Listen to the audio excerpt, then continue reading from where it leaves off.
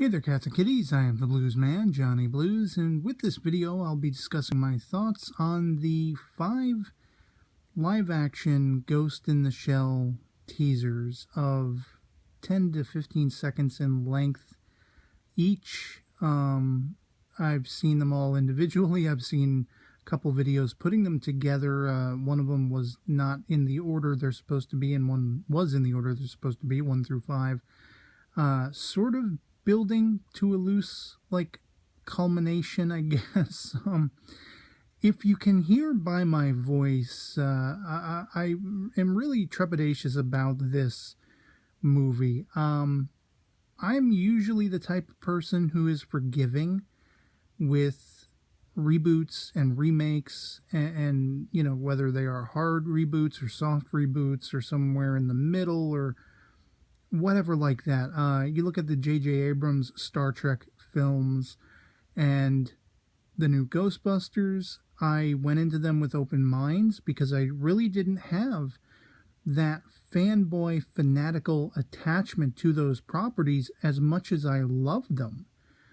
I was still able to sort of put that side of my brain off to one side, and I came out of the films really enjoying them for what they are. Of course, I did have qualms with the J.J. Abrams Trek movies, and I voiced them in video after video. But at the end of the day, I can still pop them in again and again and enjoy them for what they are. You know, Ghost in the Shell, however, is something that is much more near and dear to my heart. I've spent so many countless hours watching the Standalone Complex and Second Gig and Solid State Society version of the anime. Those are the 2 TV series and the follow-up movie directly tied to it.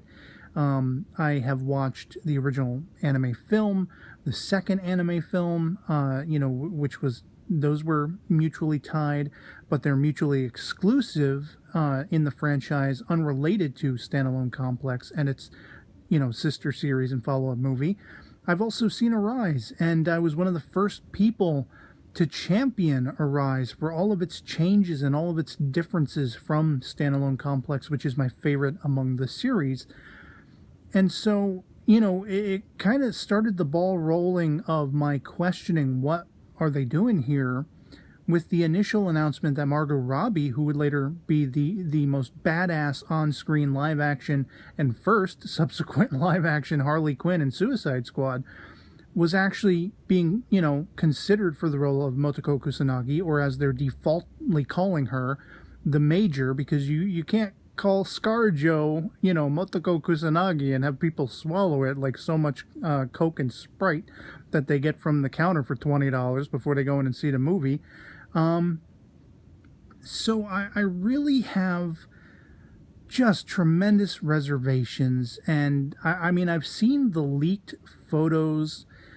Just Google them. You can find behind the scenes photos, as well as, I don't know whether they were photos to just show off the costumes and what the characters are going to look like for investors or the studio or something, but there's a bunch of character shots, and there are little qualms that I have along those lines. I'm not entirely happy with Aramaki, but I can deal with him, the big ape, as Bato usually calls him. Bato, the actor they got, at least he kind of resembles Bato. They got the style of, his outfit, his attire down pat.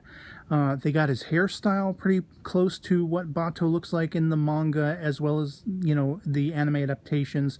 They don't really stray too much in the design, the character design of Bato throughout.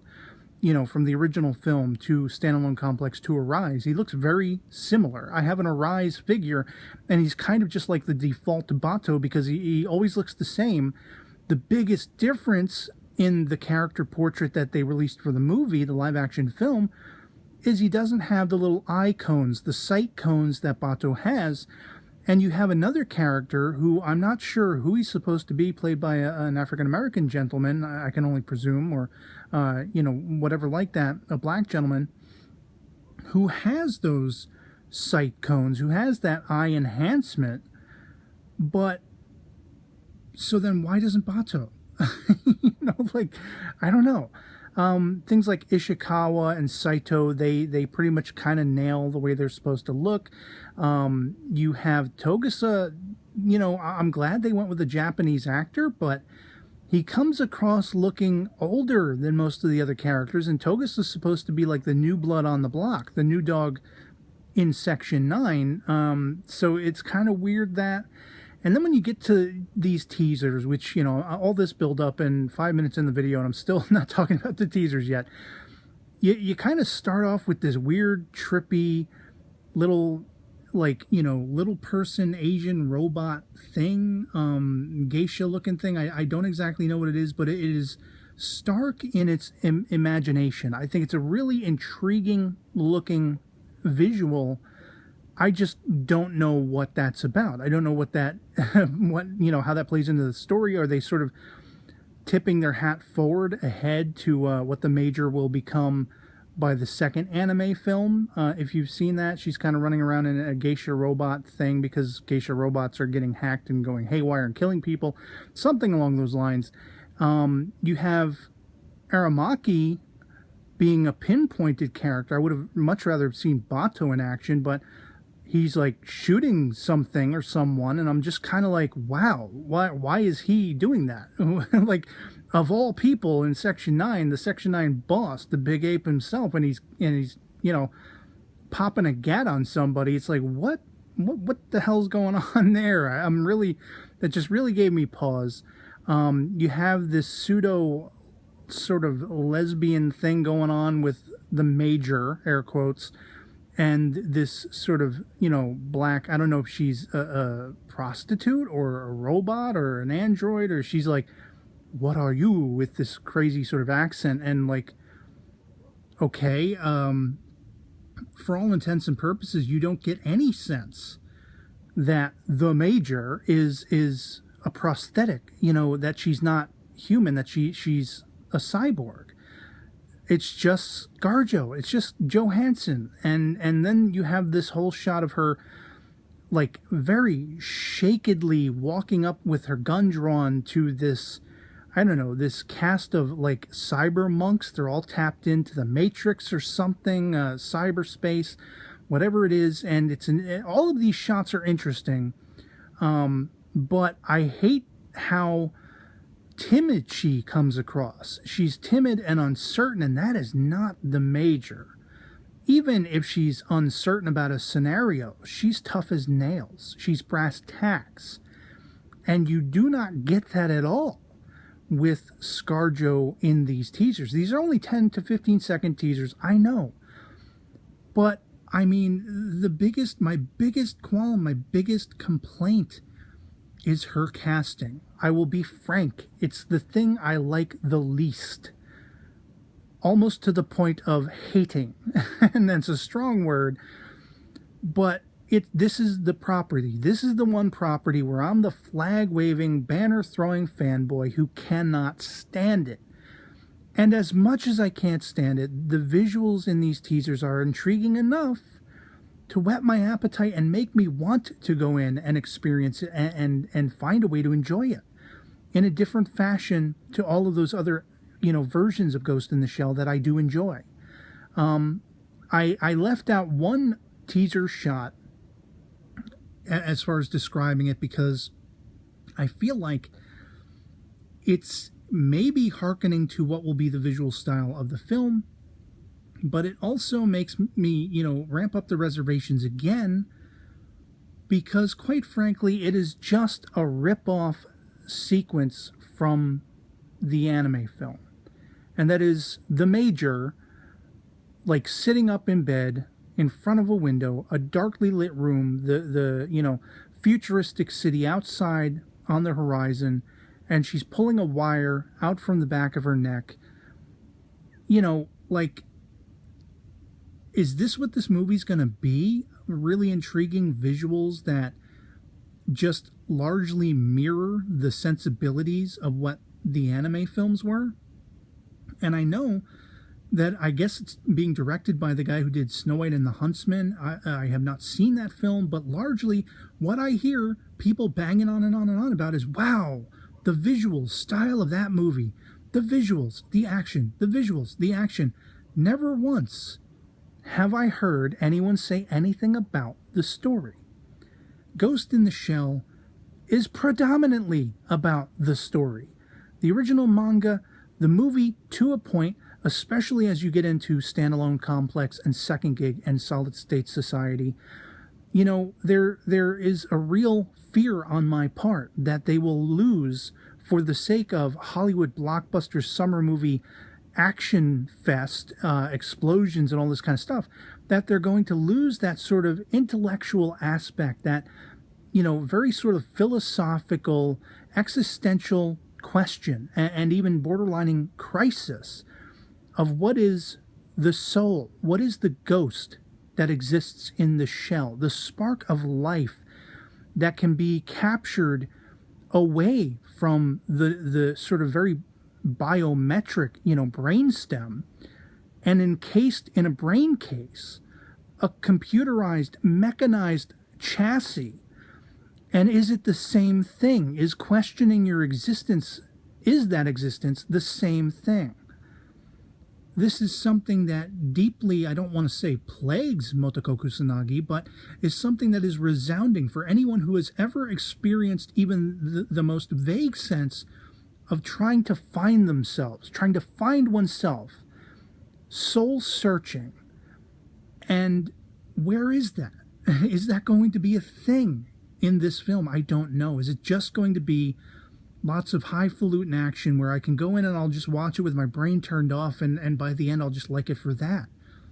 You know, I don't know. But that is why I'm very trepidatious about this movie, the people making it. I haven't seen Straight Outta Compton, but I hear that the guy who wrote that, the screenplay for that or whatever, is punching up the screenplay for this.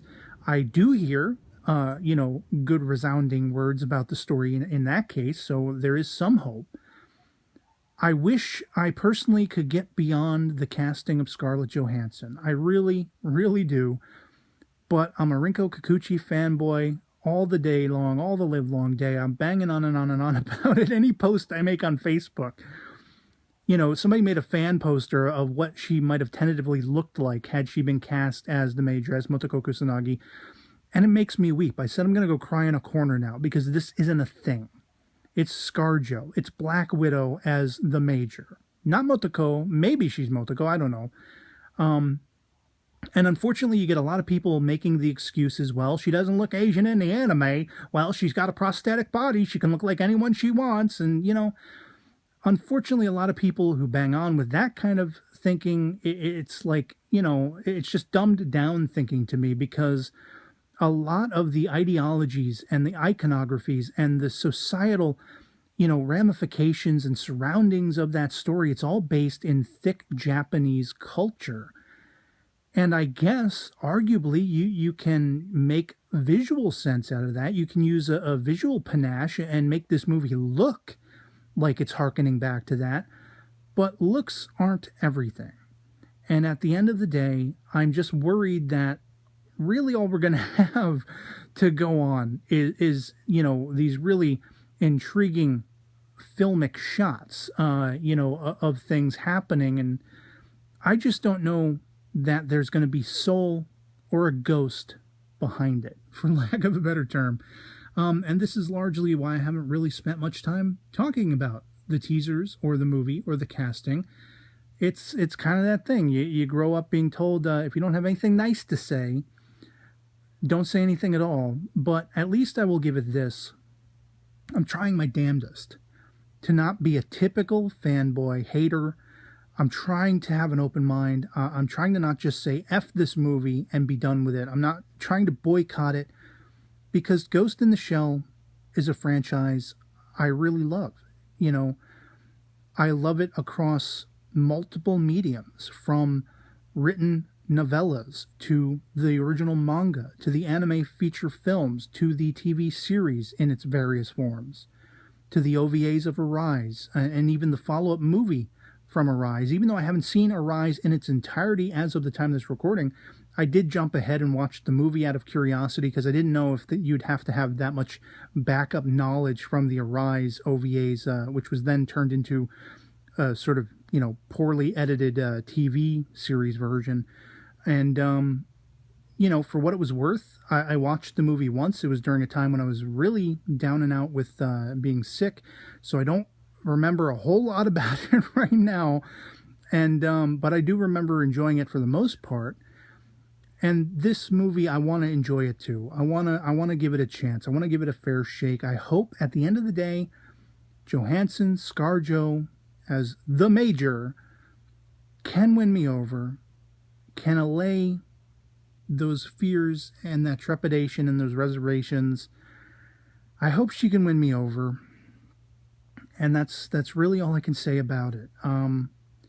But I wanted to put this out there for anyone out there who is like me, who loves Ghost in the Shell, who is very much unhappy as I am with her casting, but is still willing to give it a try, to give it a shot.